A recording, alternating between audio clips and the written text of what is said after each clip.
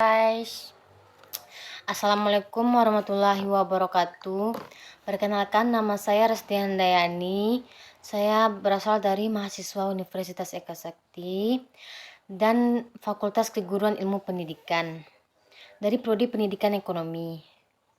Sebelumnya saya berterima kasih kepada Allah SWT yang telah melimpahkan rahmat dan karunia-Nya kepada saya. Dan saya juga berterima kasih kepada dosen pengampu Ibu Desita Gumanti SPD MPDE selaku dosen perekonomian Indonesia. Baiklah, saya akan membahas mengenai materi tentang menganalisis konsep perdagangan luar negeri dan neraca pembayaran Indonesia. Materi yang pertama, 1. Menganalisis pengaruh perdagangan luar negeri terhadap kesejahteraan penduduk. Kita lihat Microsoft PowerPoint di atas. Saya akan menjelaskan tentang materi tersebut. Perdagangan luar negeri dapat memberikan kontribusi positif terhadap kesejahteraan penduduk melalui beberapa cara. Pertama, dengan membuka peluang ekspor. Negara dapat meningkatkan pendapatan dari penjualan barang dan jasa ke pasar internasional yang dapat meningkatkan pertumbuhan ekonomi. Yang kedua, perdagangan luar negeri menciptakan lapangan kerja baru, terutama dalam sektor-sektor yang aktif dalam kegiatan ekspor. Hal ini dapat mengurangi tingkat pengangguran dan meningkatkan taraf hidup penduduk. Namun penting untuk dicatat bahwa dampaknya juga bisa kompleks, misalnya tergantung pada sektor ekonomi yang dominan dalam perdagangan. Ada potensi untuk ketidaksetaraan distribusi keuntungan antara kelompok masyarakat. Selain itu, kebijakan pemerintah seperti pajak dan subsidi dapat mempengaruhi sejauh mana manfaat perdagangan yang dirasakan oleh masyarakat secara keseluruhan. Baiklah, materi yang selanjutnya yang kedua, menganalisis kebijakan yang diterapkan pada perdagangan LN atau promosi ekspor. Dalam kebijakan perdagangan luar negeri, pengurangan tarif adalah pendekatan umum untuk mendorong ekspor dengan mengurangi bea masuk yang harus dibayarkan oleh produk ekspor. Fasilitasi perdagangan melibatkan upaya untuk menyederhanakan prosedur bea cukai dan administratif, memperlancar aliran barang melalui perbatasan. Di sisi promosi ekspor, pemerintah dapat memberikan inisiatif fiskal atau intensif fiskal, seperti keringanan pajak atau kredit pajak, kepada perusahaan yang aktif dalam ekspor. Kampanye pemasaran global membantu memperkenalkan produk di pasar internasional dan membangun citra merek yang kuat. Dukungan logistik dan keuangan dapat mencakup bantuan dalam pengelolaan risiko keuangan, penyelesaian transaksi atau bahkan dukungan modal bagi perusahaan ekspor. Pentingnya kebijakan ini terletak pada upaya untuk meningkatkan daya saing nasional di pasar internasional, meningkatkan ekspor, dan mendukung pertumbuhan ekonomi. Baiklah, materi yang selanjutnya, poin ketiga, menganalisis mengenai kecenderungan perdagangan LN pada era globalisasi. Kita lihat Microsoft PowerPoint di atas, kita baca. Dalam era globalisasi, perdagangan lintas negara meningkat berkat kemajuan transportasi dan teknologi komunikasi. Perusahaan dapat dengan mudah menjalin hubungan bisnis internasional, memungkinkan pertukaran barang dan jasa secara lebih cepat dan efisien.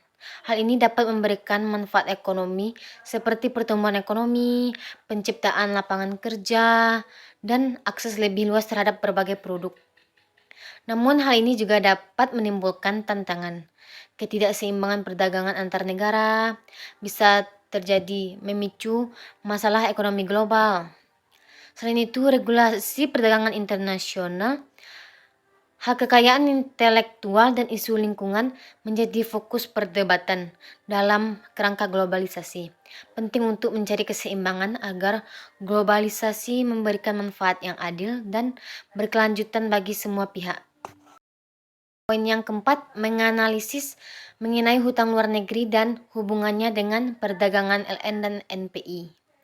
Hutang luar negeri dapat mempengaruhi perdagangan luar negeri dan neraca pembayaran internasional atau NPI. Jika sebuah negara memiliki hutang yang tinggi dalam mata uang asing, fluktuasi nilai tukar dapat memperburuk beban hutang. Ini dapat mempengaruhi daya saing ekspor dan impor serta mengubah dinamika perdagangan luar negeri. Perhatikan juga dampaknya terhadap neraca pembayaran internasional, di mana pembayaran bunga dan pokok hutang dapat mempengaruhi surplus atau defisit NPI, neraca pembayaran internasional dalam sebuah negara. Jadi ketika sebuah negara memiliki hutang luar negeri yang signifikan, terutama dalam mata uang asing, fluktuasi nilai tukar dapat memainkan peran penting. Jika nilai tukar mata uang domestik melemah terhadap mata uang asing, biaya pembayaran bunga dan pokok hutang luar negeri dalam mata uang domestik meningkat. Dampaknya bisa dirasakan dalam perdagangan luar negeri. Pelemahan mata uang domestik dapat membuat ekspor menjadi lebih murah bagi negara-negara lain, meningkatkan daya saing ekspor, namun sebaliknya impor menjadi lebih mahal, yang dapat merugikan dalam hal pembelanjaan luar negeri. Selain itu, hutang luar negeri juga berdampak pada neraca pembayaran internasional (NPI). Pembayaran bunga dan pokok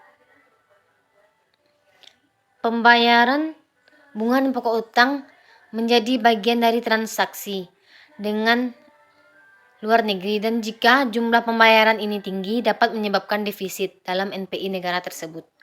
Defisit NPI bisa menjadi sinyal bahwa negara tersebut bergantung pada pembiayaan luar negeri untuk menjaga tingkat aktivitas ekonominya. Poin yang terakhir, yang kelima, menganalisis NPI berdasarkan komponen dan tujuan kebijakan NPI. Kebijakan NPI melibatkan langkah-langkah untuk mengatasi pinjaman yang tidak lancar. Komponen utamanya termasuk identifikasi NPI dengan memantau pembayaran, evaluasi risiko kredit debitur, dan pengembangan strategi penanganan seperti restrukturisasi atau penjualan aset. Tujuan kebijakan NPI melibatkan mengurangi risiko keuangan, meningkatkan pemulihan dana, dan mempertahankan stabilitas keuangan institusi. Analisis terhadap komponen dan tujuan ini membantu institusi mengambil keputusan yang tepat untuk mengelola NPI dengan efektif. Baiklah, hanya itu penjelasan dari saya yang dapat kita simpulkan dari materi tersebut. Kesimpulannya, dalam menganalisis konsep perdagangan luar negeri dan neraca pembayaran Indonesia, kita dapat menyimpulkan bahwa keseimbangan antara ekspor dan impor sangat penting untuk pertumbuhan ekonomi. Neraca pembayaran mencerminkan interaksi ekonomi global Indonesia, dan upaya untuk meningkatkan surplus perdagangan dapat mendukung stabilitas ekonomi negara. Saya akhiri materi hari ini. Kalau ada kata-kata yang salah, mohon dimaafkan. Assalamualaikum warahmatullahi wabarakatuh. Sekian, terima kasih.